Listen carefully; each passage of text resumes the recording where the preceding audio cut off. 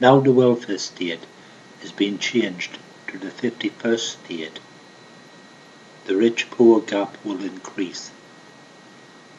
Families will have to support each other more. Those high up will have to take lower-level jobs, forcing those below onto the state benefit system. You cannot get a job without experience, and you cannot get experience without a job. Wrong.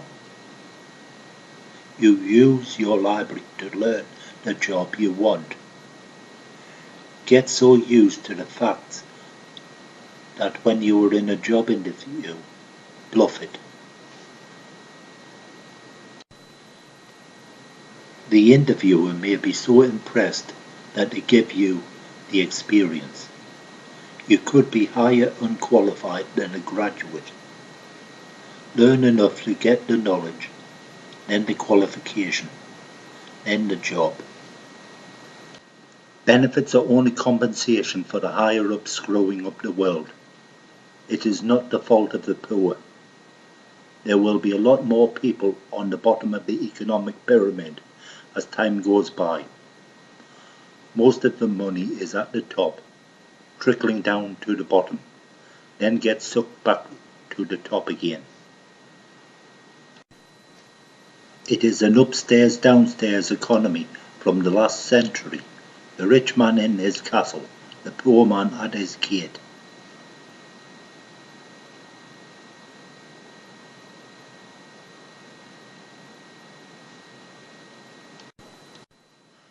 The welfare state was set up at the end of the Second World War to prevent the survivors returning to a land of poverty.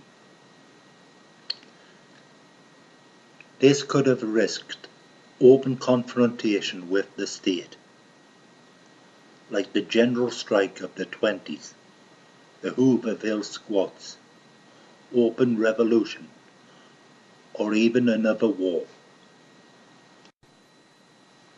There are changes in the benefit system: health, education, social housing, population, social services, care homes, and so on.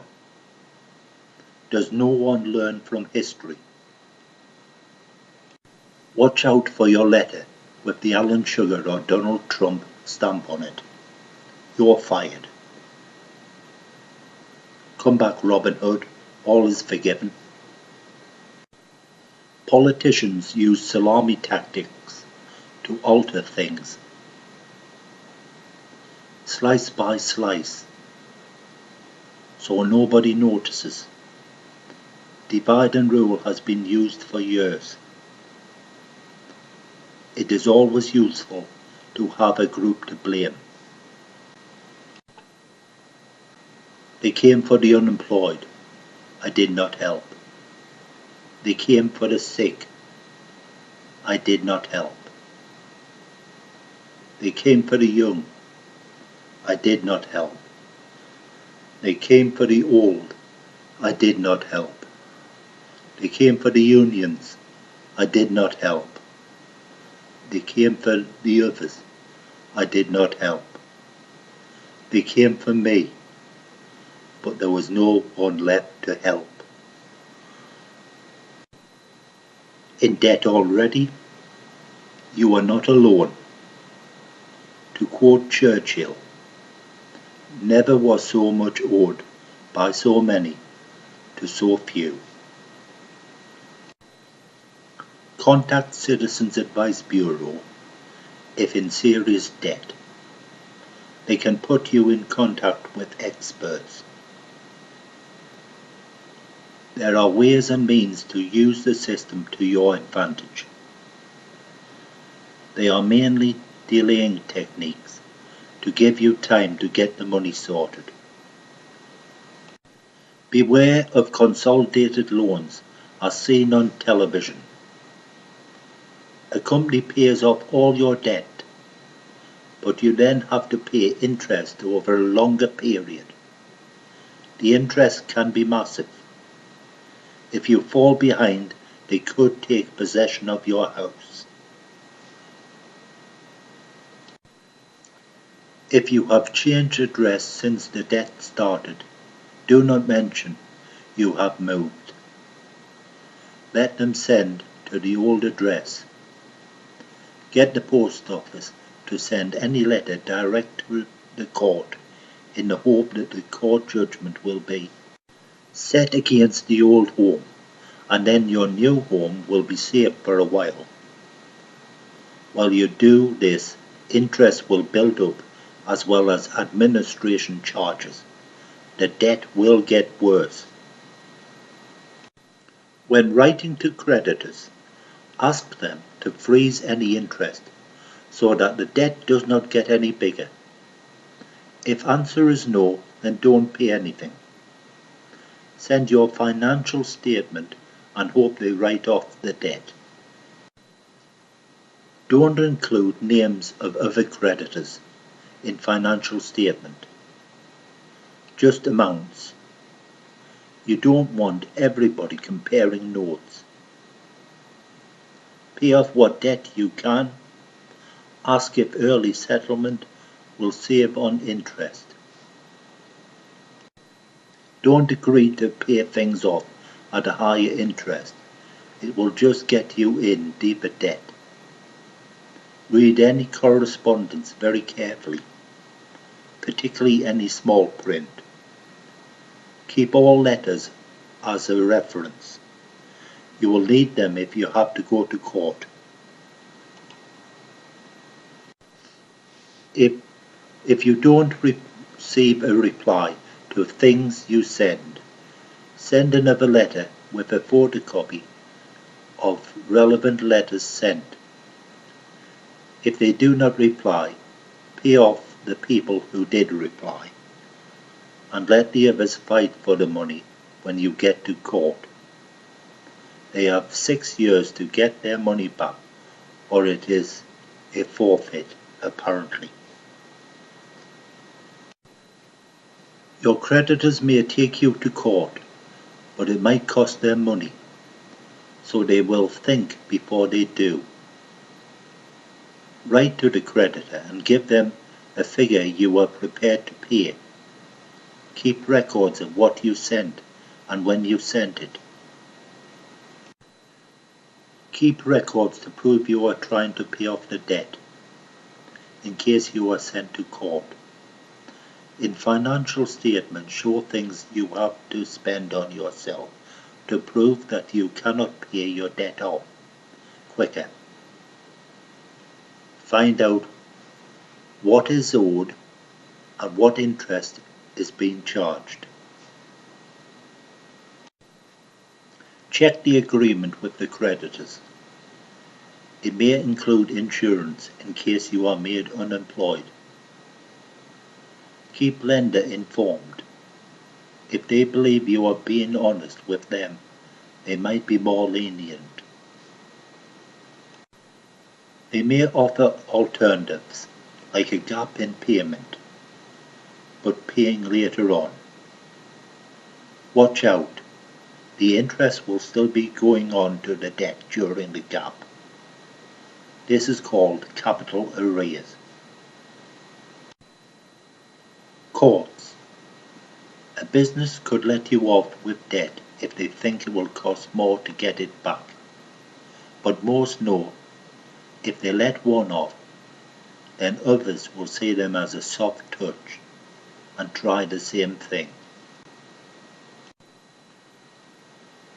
If the people you owe money to can't get their money out of you, they apply to the county court to get payment off you. The court can impose fines, issue attachment to earnings order, so money comes straight out of your income, or even send you to jail. A notification letter will be sent to you. You will be given 1 month to pay off the debt, or the debt is registered at the court and the credit reference companies put details on their files.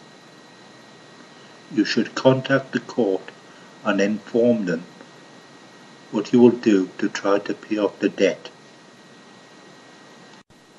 Contact the court to show proof that the debt is paid off. The court will then issue a certificate of satisfaction. They charge you for this, but it shows the credit companies that the debt is paid so that they can adjust their records. This reduces the chance you will be seen as a bad credit risk later in life. If you do not go by the court rules, then the court will decide from all information it has about you how much you will pay each month. A county court judgment stops you paying interest, so that could be better than being under a creditor. The court will decide the most you can afford to pay and keep the creditors off your back. You could be blacklisted, so you cannot get loans, credit or bank account. The courts may tell you to pay a basic figure, which could be no worse than the figure you owe to creditors. Prove that you are trying to pay off your debts, and the court may see the company you owe as the bad boys. Show income and expected expenses, the worst figures that you can prove. Show you are trying and jump through the hoops the court holds up for you. If you do not, then the full weight of the law may fall on you. Send financial statement to creditors, Housing Benefit Office and courts, including all reference numbers. Photocopy all correspondence so you can remember what lies you might have told last time. Renting or homeowners. If in difficulty, ask Housing Benefit Office if you can get housing benefit. You might be lucky. Remember, shy kids get nothing. Priorities: secured debt. If you don't pay, then your house or car may be taken off you to recover the debt. Small claims court. It's not all one way. You can go after people who owe you by using the small claims court. It will cost you for the administration involved, but if there is no other way to get money, it may be worthwhile looking into things.